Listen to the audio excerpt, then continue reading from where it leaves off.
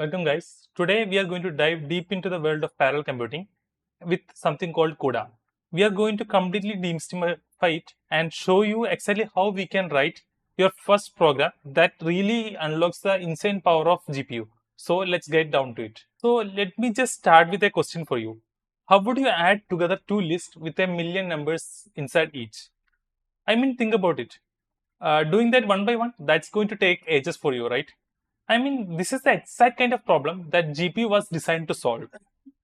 And it is the why behind that we are going to look deep into it, or we are going to talk about. The key here is really getting the difference between your computer CPU and its GPU. Your CPU, think of it as like a highly trained specialist. It is incredibly fast, a genius at doing one complicated thing at a time, one after the other. But the GPU, on the other hand, is a massive army. It has thousands, sometimes tens of thousands of simpler workers that can call all attack in a tiny task or tiny piece of the same problem at the exact same time. And for a job like adding millions of numbers, you don't need a specialist. You need an army of, you need that army. And GPU will give you that army. So if GPU is an army, how do we give in the marching orders? Well, in the CUDA universe, we do that with something called a kernel.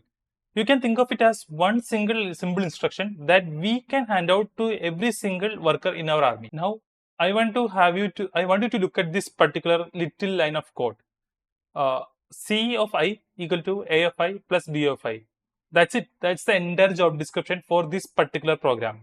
Every single worker in our GPU army gets this one command. Take one number from list A and one from list B, add them together and put them in the list C. So the absolute magic here is that all of these thousands of the workers in our GPU does this command or does this line of code at the exact same time in the perfect parallel scenario, so that the task gets done in much faster way. Okay, so what is this kernel that we are talking about? Well, it's just a C++ function like you might be used to, but with a special keyword in the front of it called __ global. So basically, you the programmer putting up the big sign for the compiler to say that, okay, hey, this function that right here, that is not for the CPU, but this one is for the army in the GPU. And these workers we keep talking about in CUDA, we call them threads. A thread is the most fundamental unit of the work. Think of it like this. A thread is your individual soldier, and every soldier, every thread gets the exact same instruction, exact same kernel. The only thing that is different is the data that it receives. All right, we got our army of threads, and they all have their own single instruction. But how do we organize them? How do we know? How do each soldier know the data they have to work on? How do they do not trip over each other? Well, that's where CUDA's organizational hierarchy comes into play. And this right here is probably the biggest challenge in parallel programming. When you have thousands, maybe millions of threads all running the exact same code simultaneously, you absolutely need a system to give each one a unique ID so it knows exactly which slice of data that it is responsible for. And CUDA has this really elegant solution for it, a 3-level hierarchy. At the very top, you have the grid. That's your entire army for this one job. That army is then broken down into different battalions. These are called blocks. Consider this as similar to battalions in an army. Then inside each of these blocks, of course, you have your soldiers, that is threads. So how does the individual thread know where it is in the whole structure? Well, CUDA gives it this awesome built-in variables, kind of like GPS.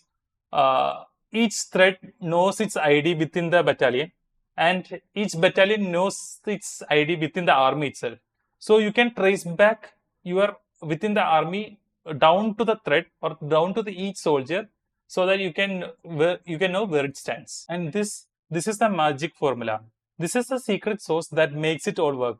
By taking its block ID and multiplying with its block dimension, and then just adding the local ID, every single thread can calculate its own global unique ID number across the entire army. And it's simple, but it's also very powerful. Let's actually look at how this plays out in the table here. You can see if a thread is in the block 0, its ID is going to be somewhere between 0 to 255. Simple enough. But the instant we jump to block 1, see what happens? the formula is automatically starts the count at 256. These systems guarantees that no two threads, no matter where they are, never ever get the same ID. It's a perfect management system. Okay, so this next part is super duper important. I can't stress this enough. You always need to have a safety check. See, sometimes for efficiency, you launch a few more threads than you strictly need. And this if statement is your safety net.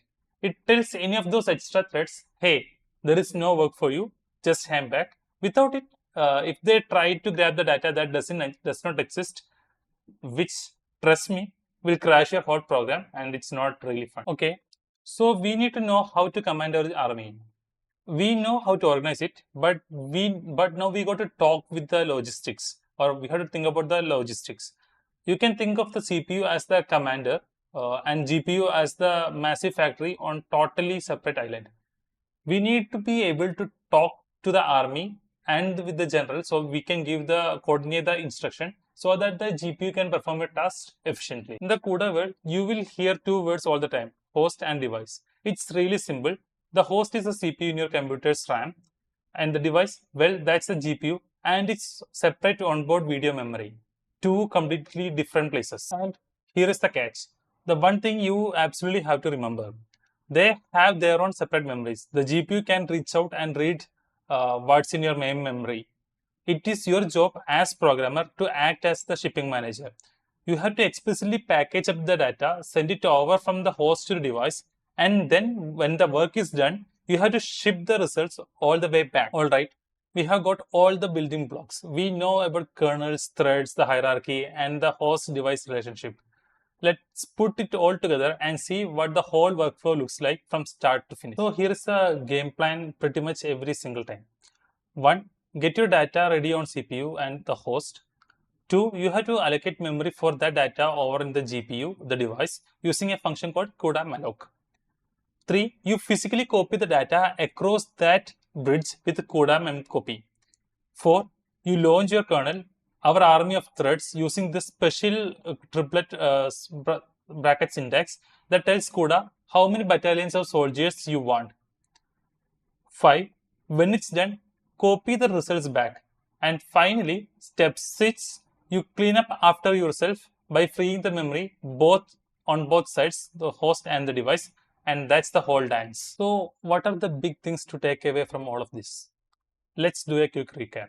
First, GPUs are basically parallel processing monsters. Second, we tell them what to do using kernels, which are just special GPU functions marked with __ global.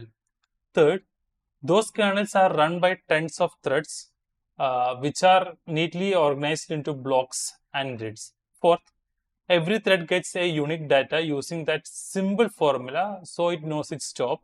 And finally, most importantly, you may have to manually manage the data transfer between the host and the device, that is the GPU and the CPU. Look, we just used simple vector addition as our example today. Okay, it's a classic for a reason, but I wanted to take a step back and think bigger. What other huge complicated problems could we solve using this way? We are talking about training massive AI models that are changing our world, calculating complex weather patterns, and designing new life-saving drugs. All of these incredible advances are being powered by this very same idea, a massive organized army of threads. The potential here is just absolutely massive.